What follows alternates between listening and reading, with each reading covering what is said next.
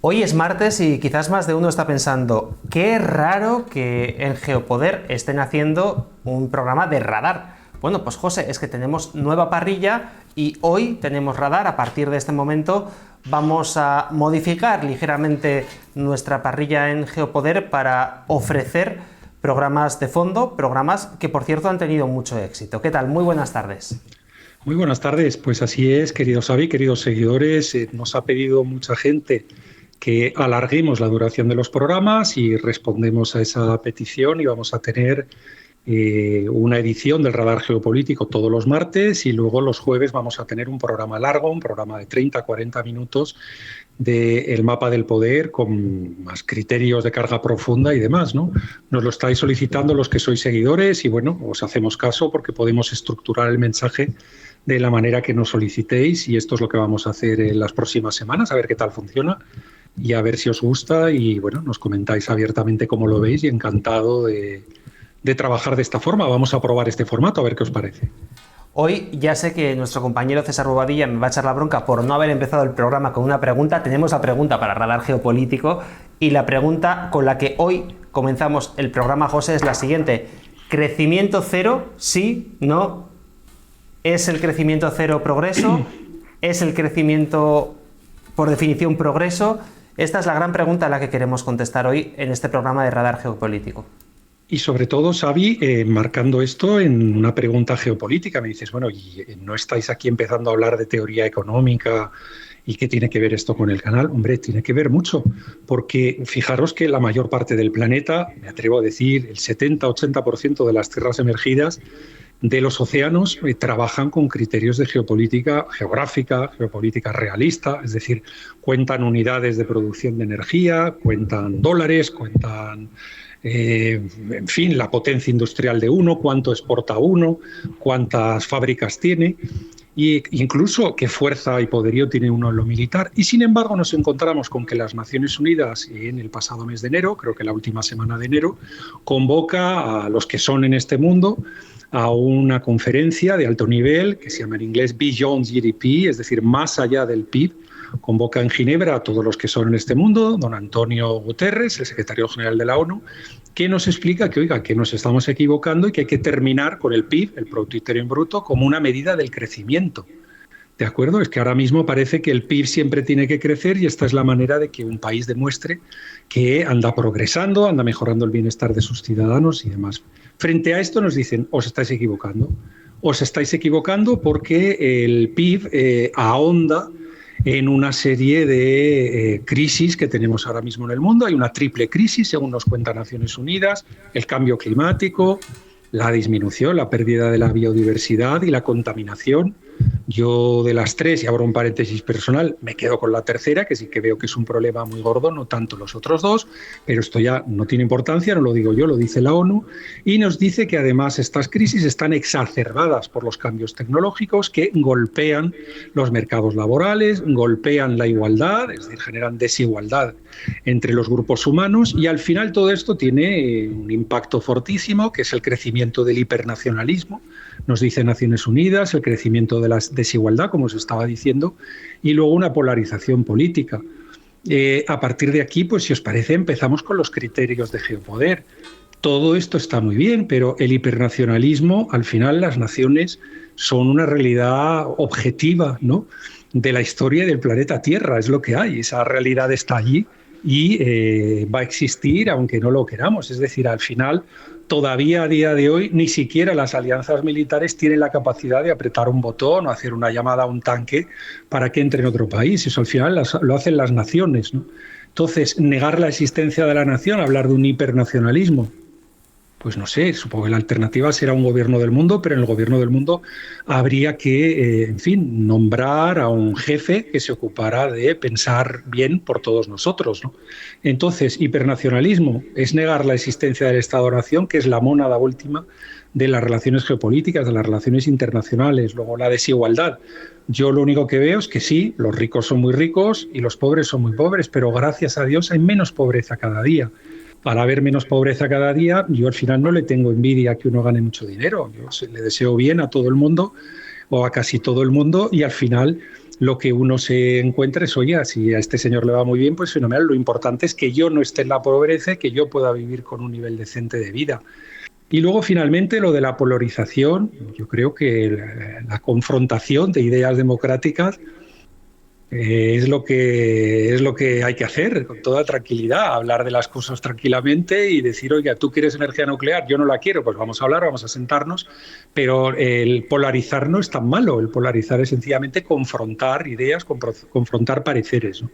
Pero como puedes ver, desde una perspectiva geopolítica nos encontramos como, digo de broma, el 80% de las tierras emergidas funciona con unos criterios que siguen siendo los de el dinero, la energía, la industria, lo militar, y sin embargo, en Occidente ahora mismo se está vendiendo un mensaje de relájense ustedes, porque oiga, uno puede llegar a la felicidad con el decrecimiento, que es la aplicación final a la que nos llevan estos economistas, o con algo que llaman ahora la economía donut, como los donuts que se comen, que dicen que es que al final la economía lo que tiene es que satisfacer las necesidades básicas de uno, pero no darnos más. Es decir, una vez yo pueda comer, pueda tener electricidad, pueda tal, pues oye, yo ya estoy servido y a partir de ahí no debo acumular más capital, ¿no?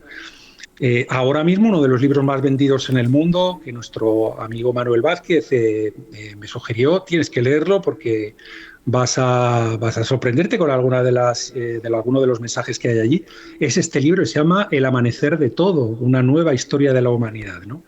Ahí hay un arqueólogo, David Graeber, que lamentablemente ha fallecido, el pobre hombre, hace muy poquito, y luego un arqueólogo que se llama David Wengrow, que nos escriben en un libro básicamente que, oiga, la acumulación de recursos, es decir, en el momento que alguien acumula más dinero del que necesita para vivir de aquí a una semana, de aquí a un mes, pues a partir de ahí todas las injusticias del planeta Tierra empiezan, ¿no?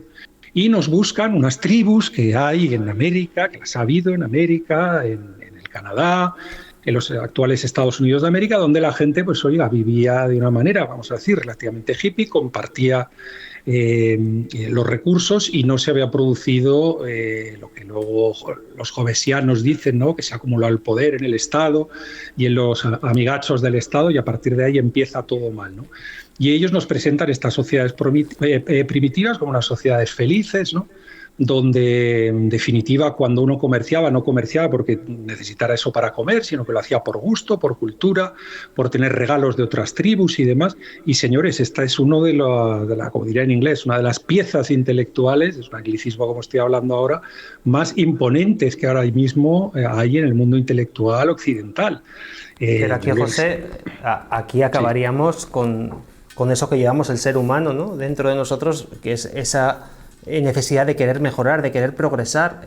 Acabaríamos con el avance. Es decir, si una persona no quiere llegar un poquito más allá, porque ya sabe que tiene un techo y que de ahí no le van a dejar pasar, no habría ni ciencia, no habría ni mejora, no habría I+D, más I, en fin, eso sería completamente inviable porque las personas no tendrían la necesidad de ir un poquito más allá. No estoy diciendo evidentemente que haya gente que tenga que tener mucho dinero y que acumule lo que necesita otro, no estamos hablando de eso, pero como todo entiendo que hay que buscar un equilibrio para que no haya problemas que ahora no tenemos y que podemos tener si ciertas filosofías llegan a calar en ciertas poblaciones, ¿no?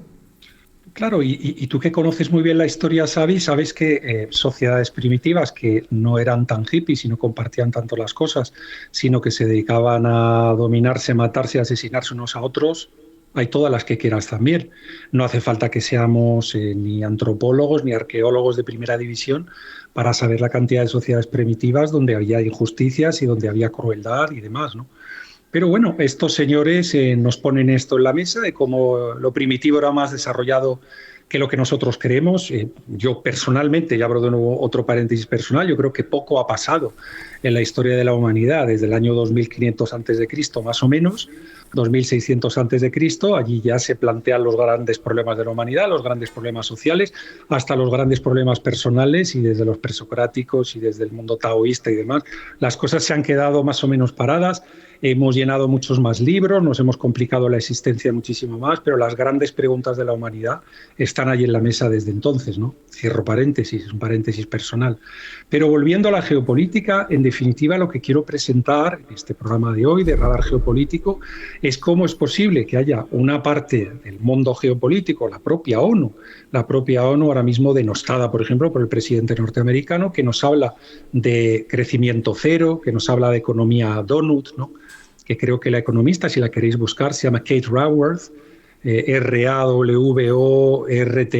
esta mujer pues tiene ahí escrito sobre la economía donut, y hay algunas otras teorías alrededor de esto, y alguna gente dirá, estos son idioteces, sí, pero es que, ojo, de la gente más preparada que hay en el mundo occidental están asistiendo a todos este tipo de congresos y de conferencias y estudian en grandes universidades y se tragan este tipo de conceptos tan complicados, que también lo he ilustrado con este mamotreto de gusto de los intelectuales actuales, que puede ser el amanecer de todo, ¿no? Entonces, esto es lo que os quiero poner en la mesa, porque claro, al final la realidad viene.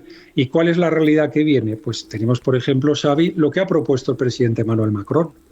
Made in Europe, ¿no? Que vayamos a Europa a buscar los productos, algo que bueno, en algunas comunidades, me comentabas a micrófono cerrado lo que ocurre en Finlandia, ¿no? Que si les ponen la banderita, pues suele tener un plus, ¿no? De cara a que una persona de Finlandia pues quiera coger ese producto, ¿no?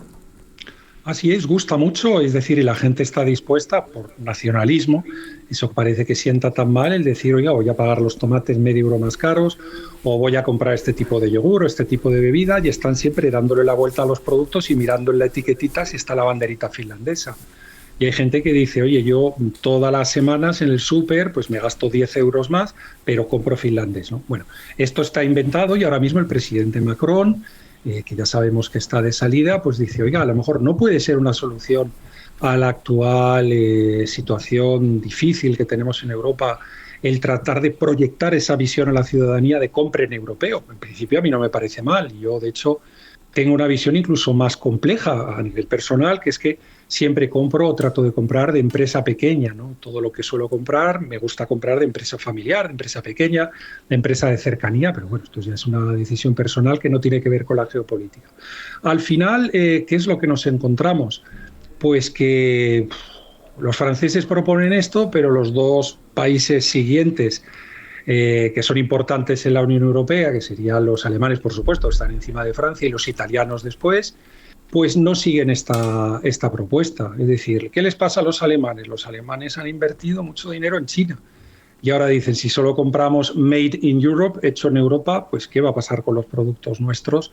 Estos coches, en definitiva, chinos que se fabrican a precio chino, pero se quieren vender a precio europeo en la Unión Europea, pues ¿qué va a pasar? Hemos hecho inversiones fuera que ahora mismo no podríamos rentabilizar. ¿Qué le pasa a los italianos? Los italianos no le quieren tocar las narices, hablando mal y pronto, a los norteamericanos, ¿no? Ahora mismo pues sabéis que hay una buena relación entre la primera ministra Meloni y el presidente norteamericano, y quiere, pues eso, pasemos por una cooperación euroatlántica.